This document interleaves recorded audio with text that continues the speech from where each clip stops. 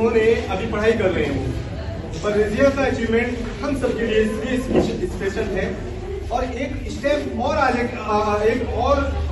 आगे की success story है कि वो लड़कियां जो अभी पढ़ाई नहीं कर रही या स्टार्ट करना चाहते हैं, उनके लिए बहुत बड़ा मोटिवेशन है कि आप अपना घर का काम करते हुए अपने घर को सपोर्ट करते हुए अपनी पढ़ाई को कंटिन्यू कर सकते हैं। और जो आपकी ड्रीम है, जो आपने सोचा है कि मुझे हायर एजुकेशन लेनी है, तो इन्होंने वो प्रूव किया है कि कुछ भी मुश्किल नहीं है, कोई भी कितना भी बड़ा टारगेट हो उसको अचीव किया जा सकता है। शादी के बाद इन्होंने इसको यूजीसी नेट क्लियर किया है और यूजीसी नेट इन्होंने असिस्टेंट प्रोफेसर उन्हें क्वालिफाइड फॉर असिस्टेंट प्रोफेसर। तो इंतजार साहब बहुत मुबारक हो, भाई बहुत मुबारक हो।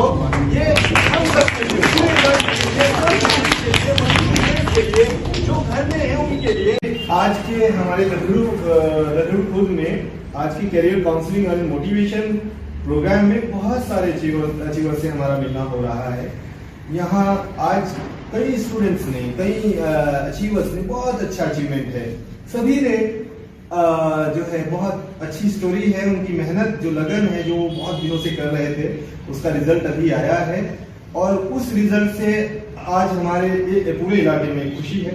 सभी हम लोग उस खुशी को सभी गाँव में सब लोग सेलिब्रेट कर रहे हैं कि इस खुशी में हम भी दिल्ली से शामिल होने आए हैं, उसी खुशी को बांटने आए हैं। और ये देखते हैं, सबसे बात कर रहे हैं कि वो किस तरह से इन्होंने पढ़ाई की है, किस तरह से मेहनत की है, किस तरह से इन्होंने अपने टाइम का यूसेज किया है, अपने स्टडी मटेरियल को कैसे पढ़ा है। इसी फीडबैक को हमें दूसरे स्टूडेंट्स से तक पहुंचाना है।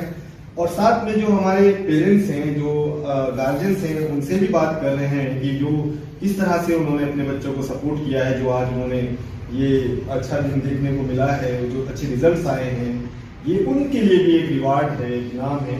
और हम सबके लिए आज जैसे अभी हम आयशा गौर से हमने बात की और अलीना गौर से बात की है और आलिया से हम मिले हैं NIT इलाहाबाद में, उनका बीटेक कंप्लीट करने जा रही हैं। आयशा ने PhD किया है, सारे JRF रही हैं। अलीना ने UGC नेट किया है, अभी IAS की प्रिपरेशन कर रही हैं। तो इसी कामयाबी के एक सिलसिले में एक और कामयाब स्टोरी हमारे पास है और एक इंस्पिरेशनल मोटिवेशनल वो है। ये एक स्टेज और है, इसमें हम रजिया गौर से बात करेंगे। रजिया गौर के पापा भी हमारे साथ इंतजार साहब हैं, रिया साहब के बेटे होते हैं, घरेलू खुद से हैं। और रजिया ने UGC नेट क्लियर किया है सोशियोलॉजी से। लास्ट ईयर इन्होंने पोस्ट ग्रेजुएशन कंप्लीट किया था, उसमें भी बहुत अच्छा स्कोर किया था इन्होंने। और उसके बाद इन्होंने घर रहते हुए UGC नेट की तैयारी शुरू की। इनकी शादी हो चुकी है। ये देखिए एक और अच्छा इंस्पिरेशनल वो है हमारे लिए कि जब शादी के बाद इन्होंने तैयारी शुरू की। यहाँ हमारे जाहिद साहब हैं, तायर हैं, उनके बेटे हैं फैदार साहब से की शादी हुई है। और शादी के बाद इन्होंने तैयारी की और UGC नेट क्लियर किया। तो रजिया बहुत मुबारक हो, जितेंद्र साहब बहुत मुबारक हो। बहुत बड़ा अचीवमेंट है ये, गधेड़ू का नाम रोशन किया है आपने। और हमारी दुआ है कि आप गधेड़ू का नाम पूरे हिंदुस्तान में, पूरी दुनिया में रोशन करें, पूरे हिंदुस्तान का भी नाम रोशन करें। आप अच्छी रिसर्चर बने, आप अच्छी टीचर बने, आप अच्छी प्रोफेसर बने, हमारी दुआ है सबकी। तो रजिया कैसा लग रहा है आपको, इतना बड़ा अचीवमेंट है ये? बहुत अच्छा लग रहा है। अच्छा, सबसे पहले तो आपका थैंक यू। जो आप जैसे पढ़ तो सबको ही लेता है, लेकिन ऐसे घूमकर अपने को मोटिवेट करने के लिए बच्चों को बहुत कम आते हैं। पढ़ तो सभी चले जाते हैं, फिर आते भी नहीं वापस। ये मुझे बहुत अच्छा लग रहा है इस तरीके का आपकी बातें देखकर कि आप मोटिवेट करने के लिए आए हो। और मेरी स्टोरी ऐसी है कि जो आपकी प्लानिंग रही, स्ट्रेटेजी रही, आपने पोस्ट ग्रेजुएशन किया और शादी के बाद आपने UGC नेट क्लियर किया है। तो ये सिलसिलेवार आप बताइए कि कैसे आपने पढ़ाई की, सेल्फ स्टडी की, या पूरी जो भी है आपकी सक्सेस को आपने? मैंने हमेशा ही सेल्फ स्टडी की है और मेरी पढ़ाई प्राइमरी स्कूल से शुरू हुई थी। तो 5वीं तो मैंने प्राइमरी स्कूल में ही करा। फिर मुझे 4th क्लास में भी रोका गया। फिर देखो समाज में ऐसा होता है कि क्या कहेंगे लोग, ये वाली बात होती है। तो इसका मुझे क्या कहेंगे लोग वाली बात मेरी लाइफ में बहुत ज्यादा रही। फिर मैंने 4th से चलो 6, 7 मुझे पढ़ाया, तो 7th में भी रोक लिया गया कि बस बहुत हो गया, अपनी पढ़ाई में। फिर मैंने अपने पापा को बनाया, तो फिर मैंने 9th में पढ़ा, तो 9th 10th पढ़ा। मैं यहाँ पर जूनियर में देने वाली मैं मैथ में पहली लड़की थी। जब राबिक सर थे तो मैंने वहाँ पर भी मैथ से पढ़ा। मैं साइंस साइड को मुझे अच्छी लगती थी अब, लेकिन अल्लाह ताला को शायद मुझे समाज के बारे में बताना था। आज मैं समाज को बहुत अच्छे से समझ पाती हूँ कि क्या काम क्यों होता है, कोई क्यों करता है, समाज में परिवर्तन कैसे आते हैं, वो मुझे समझाना था। तो फिर मुझे टाइम के बाद रोका गया। फिर मैंने देखो पढ़ा, मैंने प्राइवेट की। तो ये जो रुकावट आप बता रहे हैं वो रोक लेते थे पापा की। अच्छा भाई, ये लड़कियों क्या कहेंगे लोग, क्या कहेंगे लोग, वो क्या कहेंगे लोग वाला मसला ज्यादा था। तो फिर मुझे बाद में मैंने प्राइवेट करी। फिर मैंने मुझे चौधरी चरण सिंह यूनिवर्सिटी बीए करना मुझे अच्छा नहीं लगता था। मैंने बहुत कुछ कहा पापा को, लेकिन इन्होंने कि नहीं करेंगे तो बीए इसमें थोड़ा कम जाना होता है। तो फिर मैंने सोचा उस टाइम पे कि मन तो नहीं था करने का, लेकिन मैंने सोचा कि कुछ ना करने से अच्छा तो मैं कुछ कर लेती हूँ। मैंने बीए कर लिया। फिर मैंने इनको बोला कि अब मुझे पढ़ा दे, लेकिन बहुत सख्ताई के साथ बना कर दिया। फिर ऐसा हुआ कि मेरी शादी हो गई और शादी के बाद तो मेरे हस्बैंड ने मेरी नजर देखी जो पढ़ने की, तो अल्हम्दुलिल्लाह उन्होंने मुझे पहचाना और उन्होंने मुझे पूरी बहुत ज़्यादा इजाज़त वो दी है। मैं उनकी बहुत ही ज़्यादा शुक्रगुजार हूँ कि उन्होंने मुझे कभी वो कहीं पे मुझे रोके या ना रोके, लेकिन वो पढ़ाई के लिए मुझे कभी नहीं रोकते। और मैं ध्यान भी रखती हूँ कि काम का खर्चे भी नहीं कराती हूँ उनके। और ऐसा है कि मैं कोचिंग भी कर सकती हूँ, लेकिन वो मुझे अच्छा नहीं लगता क्योंकि कोचिंग का 100% रिजल्ट तो आता नहीं है, वहाँ भी मेहनत करनी पड़ती है। सबसे ज़्यादा जाकर हमें अपना सिलेबस निकालना है और PYQ देख लीजिएगा। PYQ देखने से आपको ऐसा हो जाएगा कि कैसे क्वेश्चन आ रहे हैं, कैसे क्वेश्चन पूछे जाते हैं, क्योंकि क्वेश्चन का भी एक आदमी का लेवल होता है कि उसी NCERT से आपके अगर क्वेश्चन आएंगे, आप B.Ed का एग्जाम दो तो कम लेवल के क्वेश्चन आएंगे।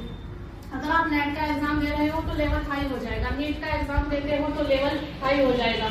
कोई और IIT वाला तो लेवल होते हैं एग्जाम के, जैसा लेवल होगा ऐसे ही एग्जाम क्वेश्चन वहीं से आ रहे हैं, लेकिन लेवल पूछने का अलग है। तो आपको लेवल पता चल जाता है कि किस लेवल के क्वेश्चन है। और NCERT पढ़ने का तरीका होता है अलग। मैं बच्चों को ऑनलाइन भी कोचिंग कराती हूँ, ऑफलाइन भी पढ़ाती हूँ और माशाल्लाह सबके रिजल्ट भी सुधरते हैं। आज तक सभी बच्चों के रिजल्ट सुधरे हैं जिनको मैंने पढ़ाया है, लेकिन पढ़ने का तरीका अलग होता है NCERT को। और जो जैसे इन्होंने अलीना ने बताया कि मैं अपनी लाइफ में देखती रहती हूँ कि ये शुगर है तो इसका ऐसा होगा, उसमें NCERT पढ़ने के लिए सब ऐसे इस तरह से बोलते हैं कि उसमें सब कुछ ही आपकी लाइफ से जोड़ा हुआ लिखा होता है। और जब आप अपने आप को लाइफ से जोड़ के पढ़ने लगते हो तो आपको समझ में आता है अच्छे से। तो और NCERT पढ़ने का ऐसा नहीं होता कि आपने एक पेज खोला, एक लेसन खोला, आप उसको आधे घंटे में पढ़ सकते हो, लेकिन वो आधे घंटे में पढ़ने की चीज नहीं है। जब तक आप ऑब्जेक्टिव क्वेश्चन ना कर दो कोई भी उस क्वेश्चन से रिलेटेड, तब तक आपने डीप स्टडी नहीं की है। इसके बारे में बताइए, जो आप पढ़ाती है कहाँ पे पढ़ाती है, किस तरह से, कौन से टीचमेंट क्या है, कोई ऑनलाइन ऐप डाउनलोड करते हैं, उसमें स्टूडेंट के लिए हम वो बना लेते हैं। बच्चे को बोलते हैं कि आप स्टूडेंट के लिए अकाउंट बना ले, फिर मैं इनवाइट मैसेज देती हूँ तो उसमें मेरी क्लास का पासवर्ड डला हुआ है, वो पासवर्ड डाल देते हैं तो मेरे पास रिक्वेस्ट आती है, मैं एक्सेप्ट कर लेती हूँ। और बच्चे तो कौन सी क्लास को पढ़ाते हैं? वहाँ पर मैं 9th को पढ़ाती हूँ और इंग्लिश के लिए सिखाती हूँ और इंग्लिश के लिए भी पढ़ाती रहती हूँ, साइंस मैथ। तो ये बहुत बड़ा देखिए कितना बड़ा अचीवमेंट है इनका। और ये जो सक्सेस स्टोरी है कि इन्होंने अपनी शादी के बाद में नेट की प्रिपरेशन शुरू की और जो इनके हस्बैंड है उन्होंने इनको इसमें जो इनका मिशन है, जो इन्होंने एक ईगरनेस दिखाई कि मुझे पढ़ाई करनी है, अपनी पढ़ाई को कंटिन्यू करना है, उसमें इनका साथ दिया और इन्होंने प्रूव किया। इन्होंने सेल्फ स्टडी करते हुए UGC नेट क्लियर किया और साथ में ये ऑनलाइन प्लेटफॉर्म पे टीचिंग करती हैं, कई सारे स्टूडेंट्स को पढ़ाती भी हैं। तो ये बहुत अच्छी मोटिवेशनल स्टोरी है। अब उन सबके लिए एक इंस्पिरेशन है जो घर में काम कर रही हैं, अभी लेडीज हैं या जो वर्किंग वुमेन हैं या जो जिनकी शादी हो गई और they want to pursue their dream और वो अभी चाहते हैं कि हाँ मुझे अपना कंटिन्यू करना है।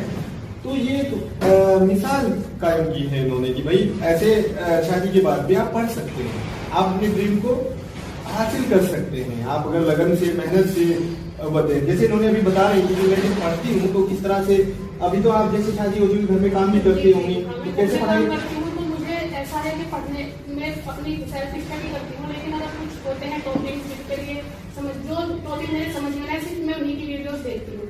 वीडियो देखूँ या गूगल करूँ, तो अगर मुझे वीडियोस देखनी होती है, किसी सर का लेक्चर सुनना होता है, तो जैसे मैं रोटी बना रही हूँ तो साथ में मैं वीडियो तो साथ में कान में आ सकती है, तो मैं आवाज़ सुन लेती हूँ और वो साथ साथ में चला लेती हूँ और खाना भी बना लेती हूँ साथ साथ में। फिर जो खाने टाइम मिलता है उसमें मैं पढ़ लेती हूँ। देखिए कितनी अच्छी तरह से इन्होंने बताया कि काम करती हैं, जब ये खाना बना रही होती हैं, जब ये वो जो मैंने अभी मैं जो कह रहा था कि कोई भी मुश्किल नहीं होती। अगर आप अपने काम को, जैसे अलीना ने बताया कि ऐसा नहीं बताया कि कोई भी बहाना या कोई भी हर्डल आप नहीं कह सकते। अगर आप मेहनत करना जानते हैं और आपके जो टारगेट्स हैं उसके जितनी मेहनत उसके लिए उससे भी ज्यादा करते हैं तो वो टारगेट अचीव बहुत जल्दी कर सकते हैं आप।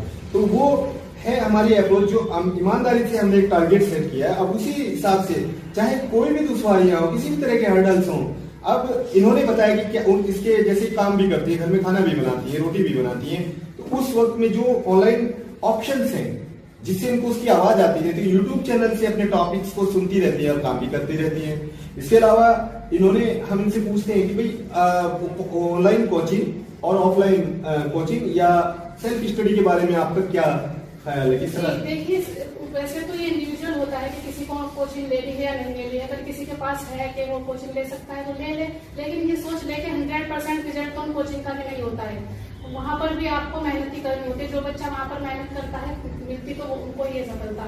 और दूसरी बात यह है कि मैं समझती हूँ कि सबसे पहले सिलेबस निकाल ले, आप अपना PYQ देख ले कि किस लेवल के आपसे क्वेश्चन पूछे जा रहे हैं, जो पिछले साल के क्वेश्चन है वो देख ले और उसी हिसाब से आप अपनी तैयारी करें। अगर आप ऑब्जेक्टिव पढ़ रहे हैं तो ऑब्जेक्टिव अलग तरीके से पढ़ा जाएगा, आप सब्जेक्टिव पढ़ रहे हैं तो आप अलग तरीके से पढ़ोगे।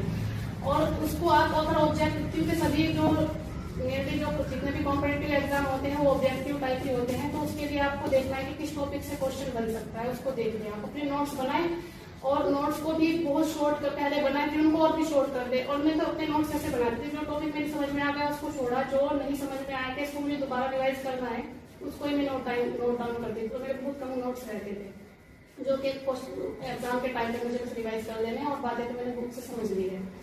और वो ऑनलाइन में वो भी यूट्यूब पे मैंने इतना ही देखा है जो बस मेरे टॉपिक समझ में ना आया हो। और तो आपका क्या ऐसी जो प्लानिंग है, थोड़ा सा उसके बारे में बताइए कि किस तरह से आपने स्टडी की, थोड़ा सा इसको समझाइए कीजिए।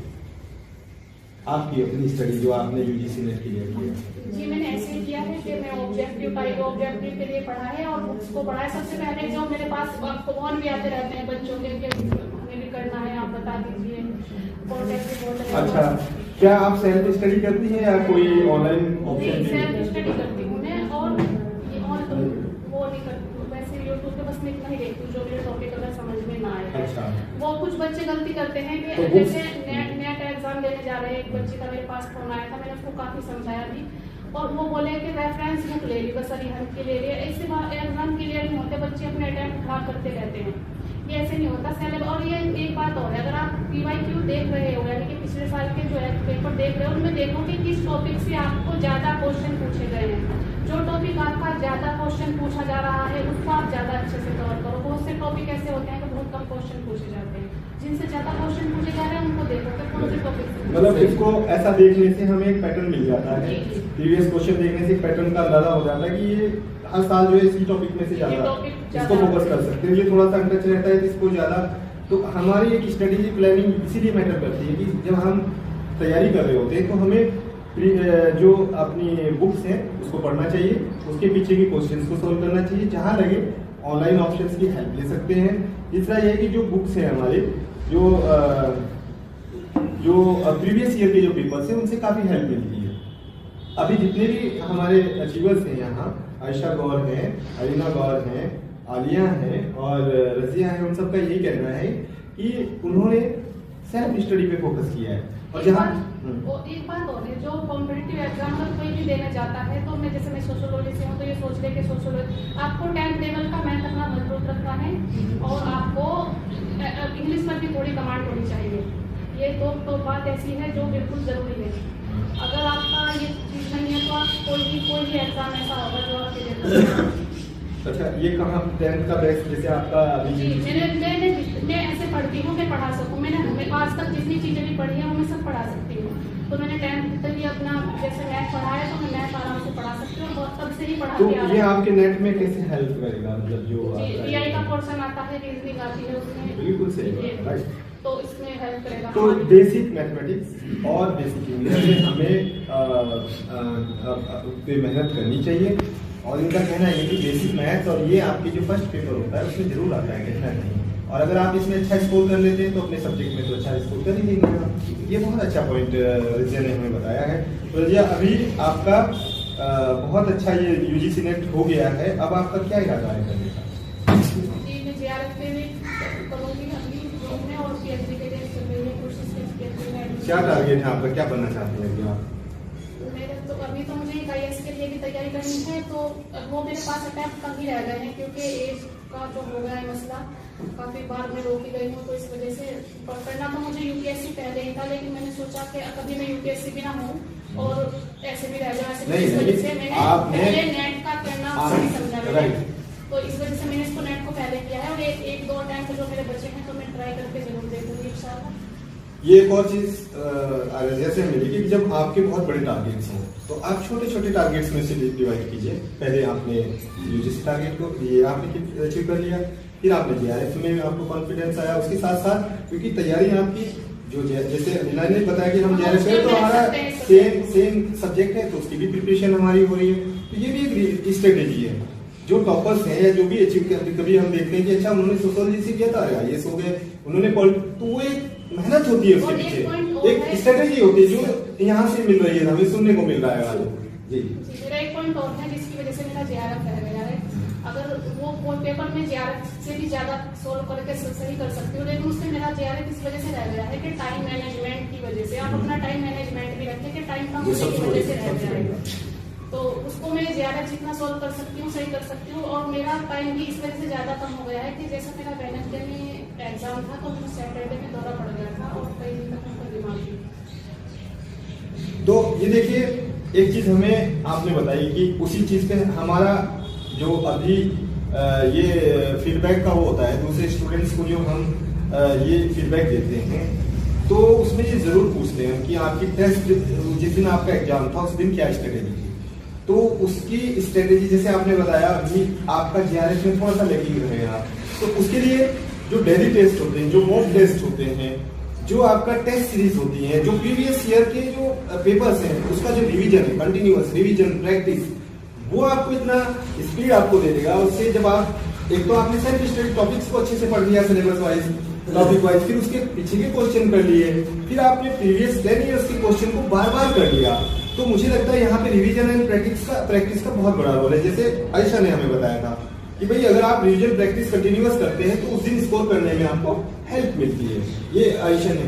और एक एग्जाम हॉल में सबसे बड़ी बात ये है कि आपको नॉर्मल रहना है, बिल्कुल ये सोच लेना है, अगर आप थोड़े से भी हड़बड़ाओगे तो आप गलत कराओगे, आपको ये सोच लेना है वहाँ पर कि अब जो होना का हो गया, अब आप पढ़ तो नहीं सकते, जितना अच्छा कर सकते हो तो अपने आप को कूल डाउन करना है, अपने ऊपर ही मेहनत करनी है, अपने आप को कॉन्फिडेंस को मेंटेन रखना है, मेंटेन रखना है, क्योंकि अगर आप हड़बड़ाओगे तो सही होने वाले भी गलत हो जाएंगे, वो रखना है। और टाइम पहले से ही सोच के रखें कि अपना टाइम जो DYQ करें तो एग्जाम वैसे होते हैं, ईयर वाइज होते हैं, तो उनमें देख लें पहले तो आप जब DYQ कर रहे हैं तो उनमें देखें कि कितने क्वेश्चन सही हो रहे हैं, पिछले साल की कट ऑफ देख लें कि उस कट ऑफ तक आपके जा भी रहे हैं या नहीं।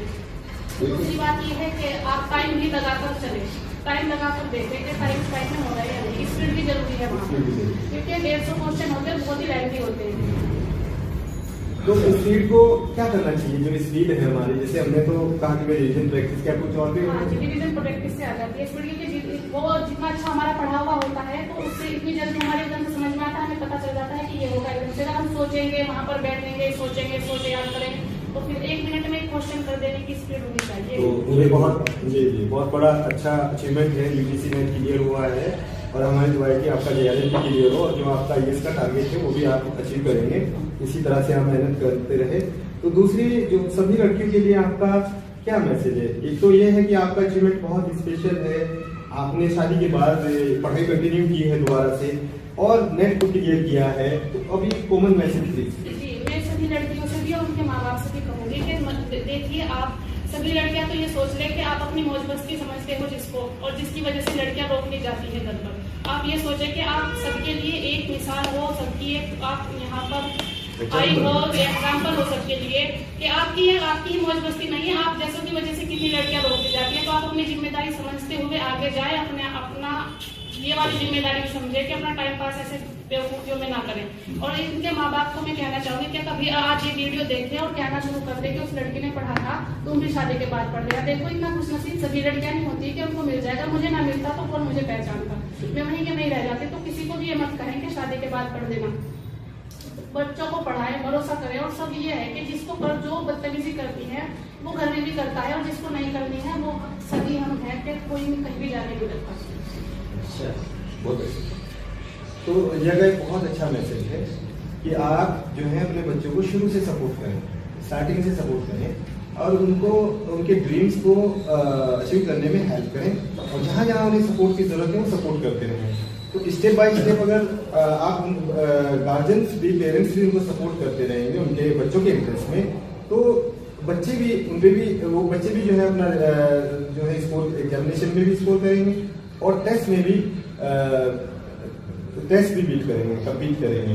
तो यही रजिया का कहना है कि भाई हमें जो रिसोर्सेज मिले हैं, हमारे माँ बाप ने जो हमें कीमती वक्त दिया है और जो फैसिलिटी हमें दी है, तो हमें उसकी वैल्यू को समझना चाहिए और उससे ज़्यादा मेहनत करके उनको अपने माँ बाप को उसका रिवार्ड करना है। ये जो हमारा रिजल्ट होता है, ये जो हमारे अचीवमेंट्स होते हैं, हमारे माँ बाप के लिए रिवार्ड होता है। अपने आप को साबित करते हैं कि मैंने भी अपने आप को साबित करते हैं। आज मेरे पापा की दुआएं भी मेरे साथ बहुत कुछ है ये और बहुत ही चाहते हैं कि मैं पढ़ूँ और आगे बढ़ूँ, ये मुझे कभी नहीं रोकना चाहते, लेकिन मैंने खुद को साबित भी किया है और अपने आप को साबित कदम भी रखना होगा। बहुत बड़ी कामयाबी है। कुछ और आपकी तरफ से रजिया, हमने तो आपको कुछ और कहना चाहिए?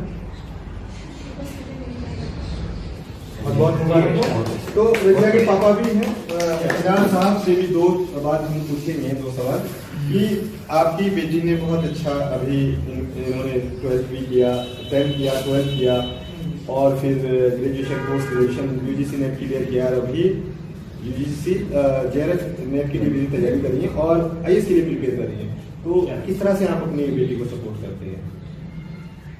बेटी को तो हमने पहले तो सपोर्ट हमारे से हुआ नहीं भाई, बिल्कुल नहीं। कुछ सच्ची बात है इसमें भाई, जैसे हम ये प्राइमरी में थे तो हम सऊदी चले गए, प्राइमरी में थी।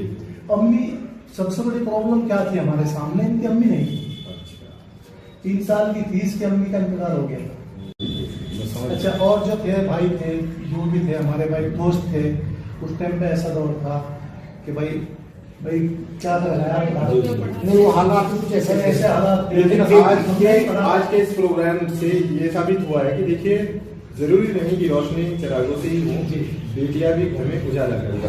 तो यहाँ हमारी बहन, हमारी बेटियां, हमारे जो ये जितने भी अचीवर्स हैं, जितने भी मैक्सिमम अचीवर्स हैं, वो सब लड़कियां हैं। आप देखिए NIT इलाहाबाद में टॉप किया है आलिया ने, जामिया मिलिया में टॉप किया है आयशा ने, दरहिड़ू से बेहतर अलीना ने UGC नेट क्लियर किया है, रजिया ने UGC नेट क्लियर किया है। तो लड़कियां किसी से पीछे नहीं है और वो बात आपने सबने बताई है कि हमें अपने बच्चों की तरबियत और उस पर ध्यान रखना चाहिए और हमारे बच्चे उसका रिजल्ट दे रहे हैं। वो कॉन्फिडेंस हमें इसमें, अगर हम इनको करेंगे और थोड़ी सी इनकी केयर करेंगे, इनका ध्यान रखेंगे, तो ये रिजल्ट हमें मिल रहे हैं और मिलते रहेंगे। ऐसी हमारी दुआ है।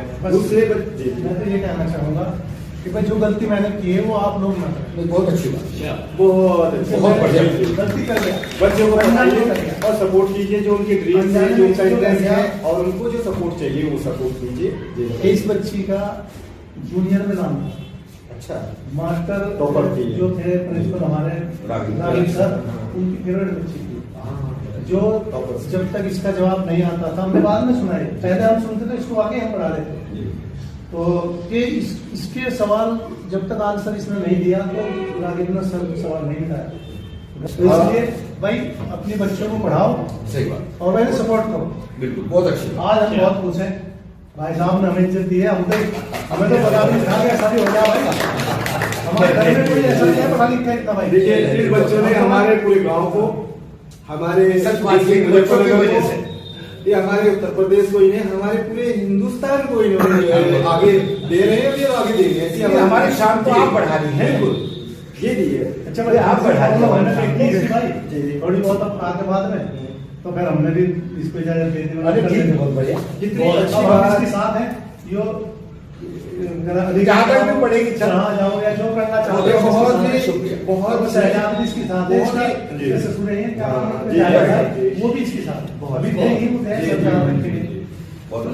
एक बहुत ही अच्छी बात इंतजार साहब से हमें मिली है कि देखिए बेटी थी, जबकि टॉपर थी, 6वीं 7वीं 8वीं में टॉपर थी, लेकिन अभी आज इन्होंने इस चीज को कॉन्फ्रेंस किया है, तस्लीम किया है कि इनसे गलती हुई है, इन्होंने ध्यान नहीं दिया उस टाइम। बच्ची टॉप कर रही है, अच्छा कर रही है और उस पर ध्यान नहीं दिया, और आज उन्होंने ये कहा है कि नहीं हमें ऐसा नहीं करना चाहिए, हमें ध्यान रखना चाहिए, और चाहे वो लड़की हो चाहे वो लड़का हो, और उसके मिशन में उसकी सक्सेस उसमें हमें जरूर सपोर्ट करना चाहिए। मुझे अफसोस बहुत है। हाँ, बहुत अच्छी बात है सर ये। इस बच्चे और ने जैसे- अपने कहा- और इन्होंने देखिए शादी के बाद जब जैसे जैसे इन्होंने इनको सपोर्ट किया वैसे उन्होंने रिजल्ट दिए।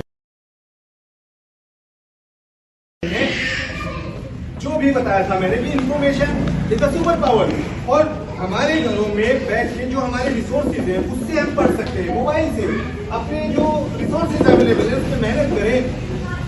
अभी से पहले गांव में नहीं पूरे डिस्ट्रिक्ट में एक आध बंदा नजर आता कि उसका नेट क्लियर है, और यहाँ देखिए 4-5 लोग और जेएनए भी क्लियर है, कितनी बढ़िया। तो थोड़ी सी कोशिश करने से आपको स्कॉलरशिप मिलने लगेगी, आपके पेरेंट्स में भी, और आप भी अपने साथ साथ पढ़ाई भी कर सकते हैं, और उसके साथ साथ और जो अपना स्टडी मटेरियल परचेज कर सकते हैं, अपनी पढ़ाई को अच्छे से कंटिन्यू कर सकते हैं। इतने अच्छे ऑप्शन अवेलेबल हैं, तो सर बहुत और हमारी दुआ है कि आप इसी तरह से अपने घर का, अपने पापा का, पापा जी का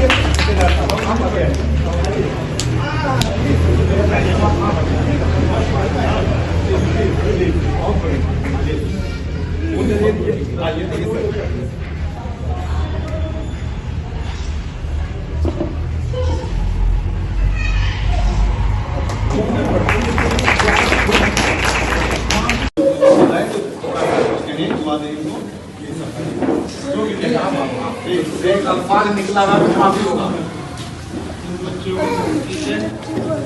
आगे आपको तो अल्लाह ताला इनके हौसले बुलंद रखे, बच्चे ही कहेंगे अपने नाम बाप का नाम